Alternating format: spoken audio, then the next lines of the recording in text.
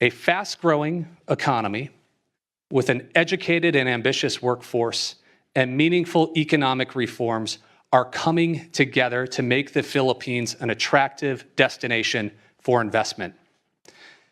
And I have to say, looking at today's room, clearly you have gained the attention of business leaders and investors. We at the NYSE enjoy hosting programs like this where we can bring together leaders from the public sector and private sector to share ideas, to build relationships, and ultimately deliver impact. And with today's program, I am confident that we will further strengthen an already great partnership between our markets, between our businesses, between our people, and ultimately between our countries.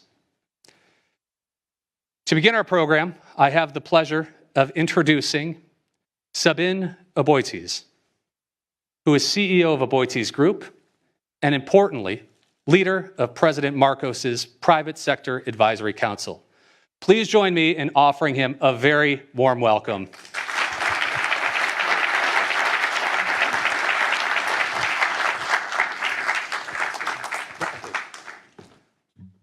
Good afternoon, everybody.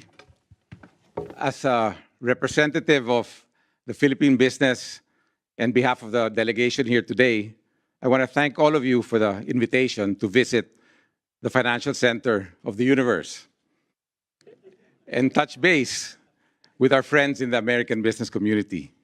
Your warm welcome is strongly felt and greatly appreciated. Personally, I'm really thrilled to be here. The New York Stock Exchange has energy like nowhere else in the world. The only natural and appropriate response to this invitation would be to return the favor in the best way that we know how. And with the same spirit of goodwill and partnership the United States has shown the Philippines for all these many decades.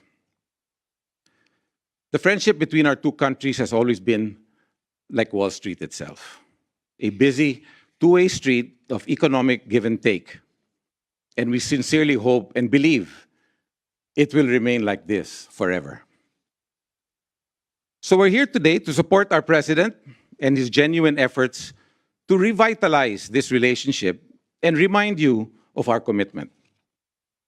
We support his efforts to assure you of the integrity, of the stability, and the solidarity of his administration and the Philippine economic system, which is not without wounds, but neither without the determination to heal them. And of course, to unlock the massive economic potential our country has to offer with the help of good friends like you. We live in uncertain times, but in our corner of the world, the Philippines remains one of Asia's fastest growing economies. And with the pandemic now largely out of the way, we're back on the fast track, accelerating out of recovery mode and onto the promising possibilities of the future. Now more than ever, with the dawn of a new era of digital progress and an environment that has never been more enabling and conducive for business, the Philippines is ripe for investment. With the average Filipino being 23 years old, we have a large talent pool of young, competent, and reliable human resources. Our workforce is educated, English proficient, strongly customer-oriented, highly trainable, and adaptable to different cultures. Being a critical entry point for over 600 million people in the ASEAN region, the Philippines has easy access to key markets, which is a gateway to the East Asian economies, and is at the crossroads of international shipping lanes and airline routes.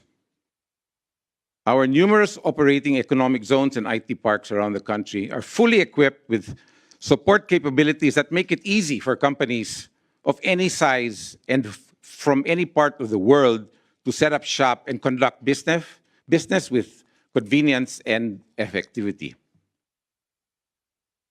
We have bountiful and beautiful natural resources that provide investment opportunities in our agriculture and tourism industries. Our business process outsourcing, electronics, manufacturing, creative, maritime resources, and export industries have similar potential with track records of success. And with a strong private-public partnership, we are aggressively building the critical infrastructure needed to support all our industries and enable businesses to grow and thrive on a globally competitive scale. But most importantly, we have a strong leader with a compelling vision and the political will to realize it. With a unified support of our Congress and the Filipino people, the new Marcos administration is taking a whole-of-government and nation approach to deliver on its promise to transform our economy. We in the business community believe in this vision. And as our longtime allies and partners, we hope you will too. I've seen many presidents in my lifetime, and they all have their strengths. The one we have today has quite cleverly gotten 30 of our country's busiest CEOs to voluntarily work for him. I know this because I'm one of them. And as convener of the Private Sector Advisory Council to the President, I have witnessed the ability of this man to bring together the best minds in business, use them to find real solutions to real problems, and then immediately implement them like he was flipping a switch. This is why we work for him, because he listens to reason and gets things done, because he has the humility to seek the help of those who know more in order to provide help to those who need more. This is the kind of decisive, action-oriented leadership we have today. This is the kind of leadership that inspires a nation to believe in its true worth. And this is the kind of inclusive and collaborative leadership that will transform our economy into the next big thing in Asia. I thank you and good afternoon.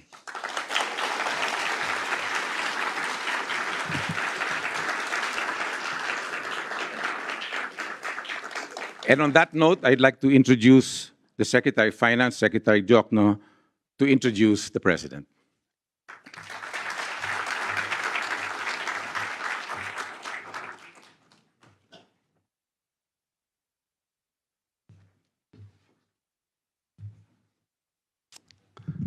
Ladies and gentlemen, it is my honor to introduce to you the President of the Republic of the Philippines, President Ferdinand Ramaldes Marcos Jr.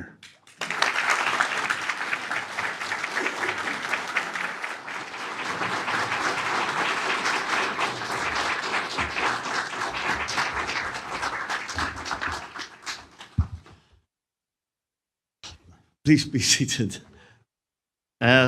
Thank you, Secretary Ben Diokno, all the members of the Cabinet of the Philippines, Mr. John Tuttle, the Vice Chairman of the New York Stock Exchange, and for those kind words from Mr. Sabin Aboitis, the convener of the Private Sector Advisory Council. We have also with us the Speaker of the House, House Speaker Ferdinand Martin Romualdez, and our ambassador to the United States, Ambassador Jose Manuel Romualdez. Also with us is our permanent ambassador to the UN, Ambassador Antonio Lagdameo Sr. And I would be remiss if I did not, of course, include in my greetings the First Lady, Lisa Araneta Marcos. Distinguished guests here today, ladies and gentlemen, good afternoon. On behalf of the Philippine delegation, I wish to express our gratitude to the New York Stock Exchange for inviting us here today. I consider it an engagement of invaluable opportunity to share with you how we are further opening up our economy to accelerate our recovery. Bouncing back from the pandemic, the Philippine economy has seen robust growth since last year and has returned to its path toward upper middle income country status, achievable, we believe, within the next few years. Against this backdrop, we have increased the scope for mutually beneficial investments that would mean more jobs and a better quality of life for Filipinos. For investors, doing business in the Philippines is an opportunity to reap the benefits of a vibrant economy. We are proud to share that we recently enacted policies to further liberalize our economy and welcome more foreign investment to our shores. First, we passed legislation to lower corporate income tax rates and rationalize fiscal incentives.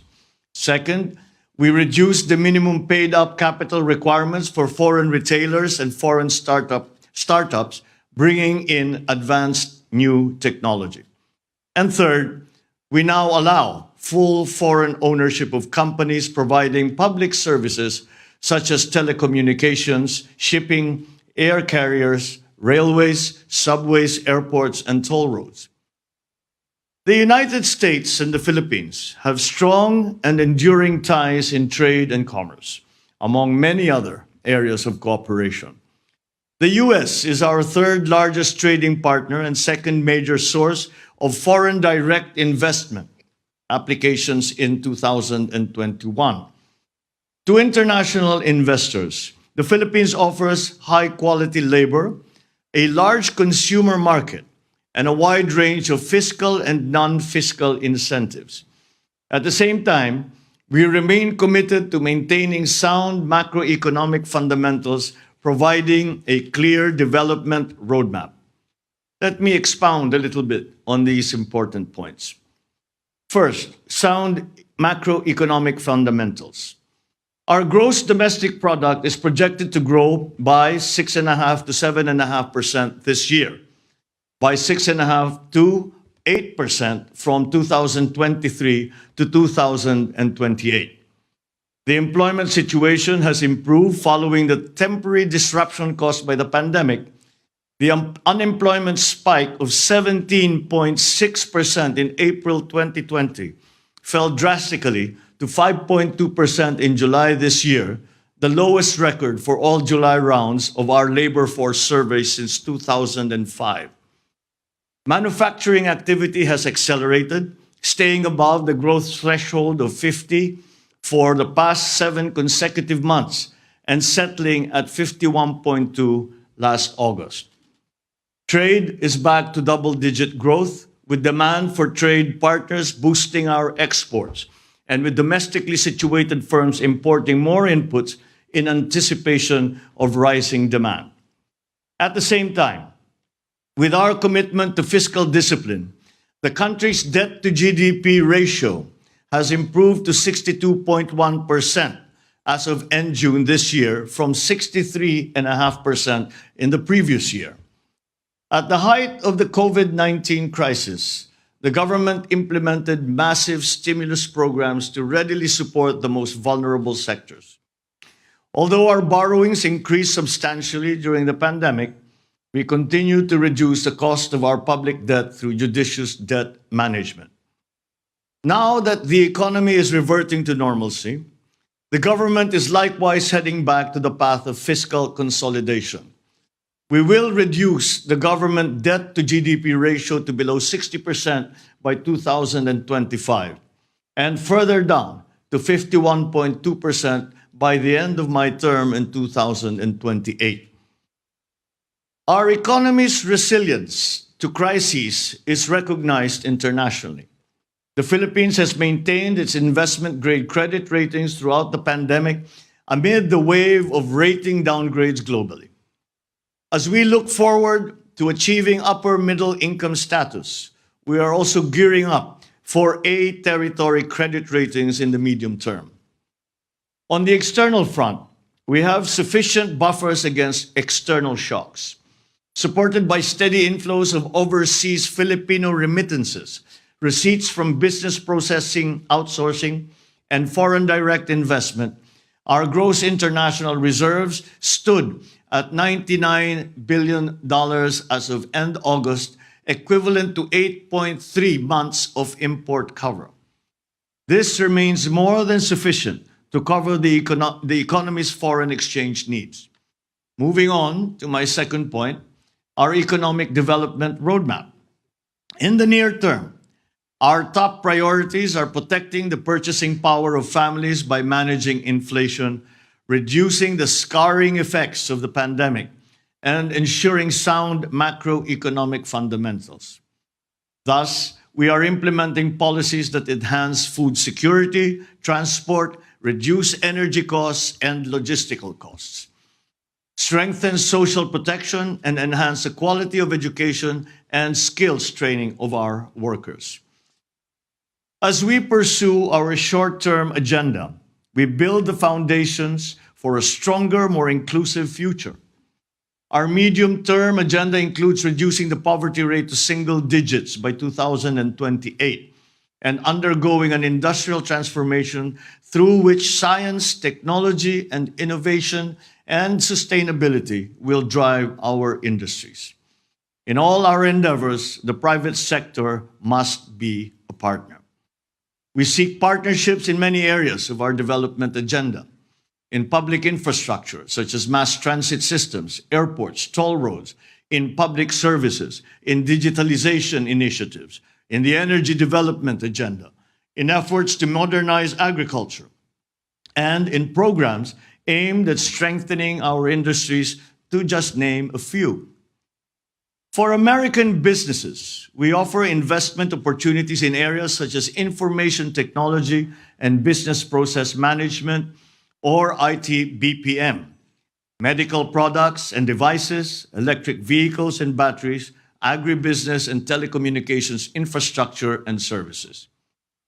Despite external headwinds, the Philippines' economy's resilience, reinforced by sound policies and decisive leadership, makes us confident about our future.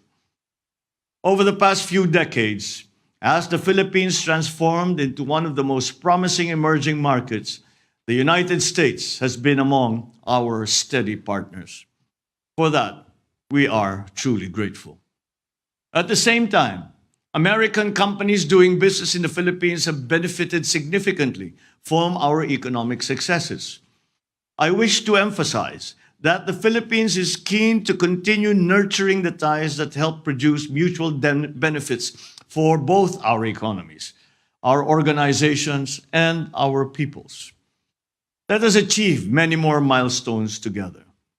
Thank you very much for this opportunity, and good afternoon to you all. Can we move on? Yep, there's Q&A.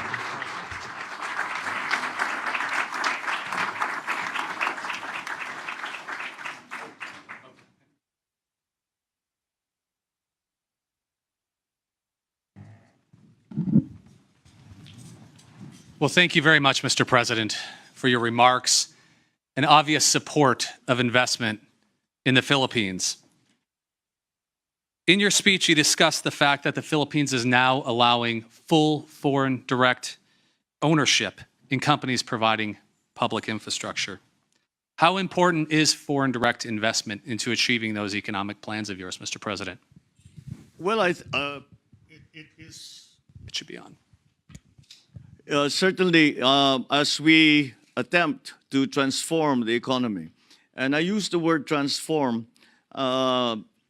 because it is my belief that the way to bring our economies back to the activity, the level of activity that we enjoyed before the pandemic, we have to understand that the global economy has changed.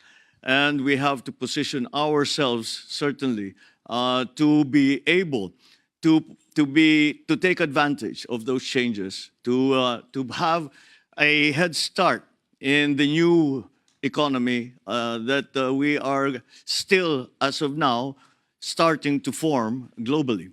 And a large part of that will be foreign investment in the Philippines.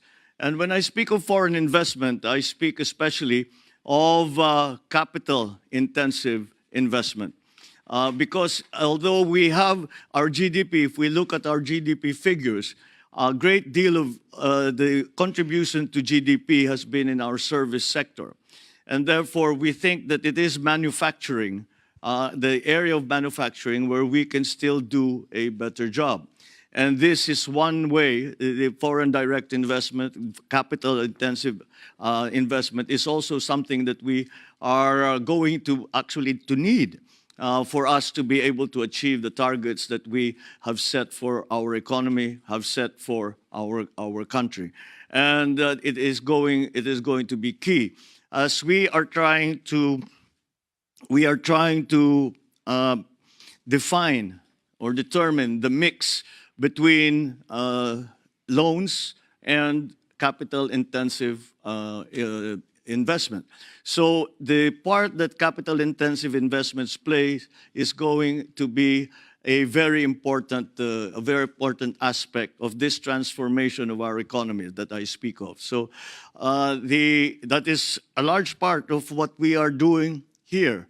And that is why when I came here to New York, ostensibly, first of all, because we are attending I will be speaking before the UN General Assembly tomorrow, but I also brought the whole economic team of the government, of the cabinet, with us. And again, the private sector business leaders also are here with us, precisely to show and explain once to our prospective investors where the Philippines is headed, what changes we have made so that investment will be more profitable and more attractive for foreign investors, especially coming from the United States. So it plays a central role in all that we are planning to do for our economy. It is, once again, something that we recognize in government we have a part to play in.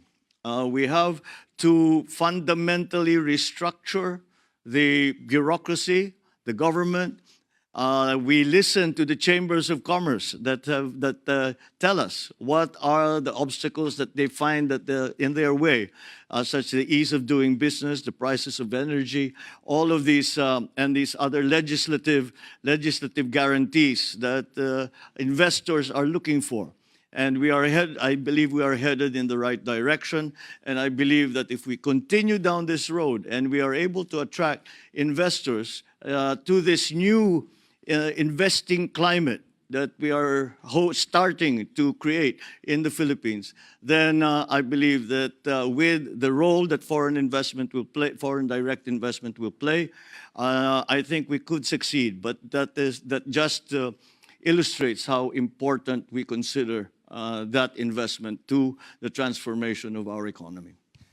Well, thank you very much, Mr. President. You mentioned two themes in particular. One was, of course, foreign direct investment, but you also touched on the United States and it being one of the most important investors in the Philippines. Now, the United States and the Philippines have long enjoyed a very productive relationship and partnership.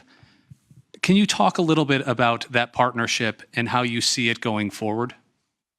Well, our relationship has gone back for over 100 years between the United States and the Philippines. And as we just earlier today, we had a lunch that was hosted by the U.S.-Philippine Society. And I spoke to them and we talked perhaps more on the subject of geopolitics. And I explained that it is very clear to me in my vision for the way that the country will move forward, that I cannot see the Philippines in the future without having the United States as a partner. And although I was referring to the geopolitics of it, and I was referring to the political situation in the region and around the world, that certainly does continue to apply in our exchanges in the economic front. And many of the drivers of our early economy were actually American corporations. Many of the strongest corporate benefactors, really, to government and to the rest of society in the Philippines were coming from the United States. Now, of course, this has evolved as time has gone on, but the strength of that relationship continues. And we envision a further strengthening of those relationships. I believe that the political, economic, diplomatic relations that we make, the partnerships that we forge and that we strengthen now, are going to be extremely necessary for the simple reason that they provide the stability in this highly unstable economic, political, geopolitical, diplomatic environment. This is something that that is central to our thinking when it comes to the economic planning for the Philippines. So, again, we have adjusted many of our ways of doing business at the behest of our friends in the United States and of the American businesses that are already in the Philippines. And so I think that that will give us great opportunities in the future, and for both our countries, for private corporations, for government-to-government agreements and arrangements. We have really opened up the policy of the Philippines to more of these public-private partnerships, but not only PPPs, but also G2G arrangements, as I mentioned, joint venture between private entities. And it is something that we feel can actually be achieved. So the United States has always been central to that. I cannot overstate really the role that the United States has played in the Philippines in every aspect of our lives. And so this is just a continuing evolution and I believe strengthening of that relationship between the United States and the Philippines. And we are driven together in many ways by forces that exist now in the world, and that I think is something that that we certainly in the Philippines, and I think not in the United States either, that we are resistant to. So it is something that we can I can see as becoming stronger and becoming more robust as we work together towards exploiting properly the new global economy. Thank you very much, Mr. President. You touched on American businesses investing in the Philippines and the opportunities to do that through public-private partnerships, the infrastructure projects you identified on the onset as well. But as we look at the population and we look at the economy, it's young, it's dynamic, it's tech-focused. It has high English language fluency. It's ripe for investment. What is your message to investors in this room, those watching us from around the world, for how to invest in this next generation of Philippine companies that one day, selfishly, we hope will come here to the New York Stock Exchange to raise capital and to grow and expand and even do more things? What is your message to them, Mr. President? Well, to achieve exactly what you are saying, at least to begin with. Yes, we certainly, when I'm asked why do you have such a bright view of the future, and my answer is always that there are 110 million Filipinos that are working towards the same goal. And that, I still believe, is our workforce is still our greatest asset. And it is something that we have seen succeed first of all, with our overseas Filipino workers, but also in the development of the more sophisticated businesses that have come to the country. And highly technical, highly requiring technical proficiency, requiring good training in schools. We will still continue to try and improve the education system in terms of the technical side, the technical side of our workforce's training. And as we know, because that is becoming more and more important in the world. But the young people in the Philippines also I suppose it is, there is a form of institutional memory. And we still look to the United States as our partners. When we are in crisis, we look to the United States.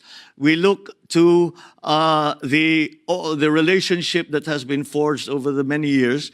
And I have to say that the reason that we have done that is that for the most part, we can say that the United States has not failed us. That sentiment remains in our young men and women. That sentiment remains and will, I think, be further fostered if we are able to show some successes, at least immediately. We show some immediate successes in this partnership. And that will galvanize our young people to continue to work in that direction. That, I think, is something that will come naturally if we are able to do all of the things that we are hoping to do to transform the economy, to adjust now. We are, I believe, the youngest country in Asia. And with the graying of other countries around the region, this gives us an advantage in terms of, I suppose, the population dividend. It has been referred to before. It gives us an advantage in terms of the population dividend, and they are ready to take up the cudgels. They are ready to work for the country. They are ready to do what needs to be done to bring the country forward. And I feel confident in saying that because in the last election, it was the young people who drove forward the idea that we must continue to invest in our young people. We must continue to train them properly. We must continue to make them competitive anywhere in the world, but most hopefully in the Philippines with our partners and with our allies. Well, thank you very much, Mr. President. It is clear you have a plan, you have an opportunity.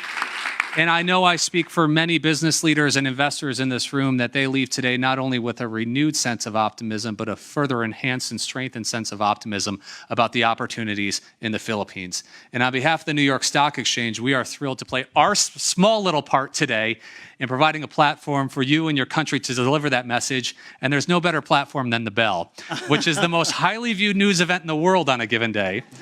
Similar to what Mr. Aboites mentioned, we are all thrilled to be here. As when we were talking before coming out here, I said, well, you know, of course we're familiar with the New York Stock Exchange and the Bell and that most important balcony in the world.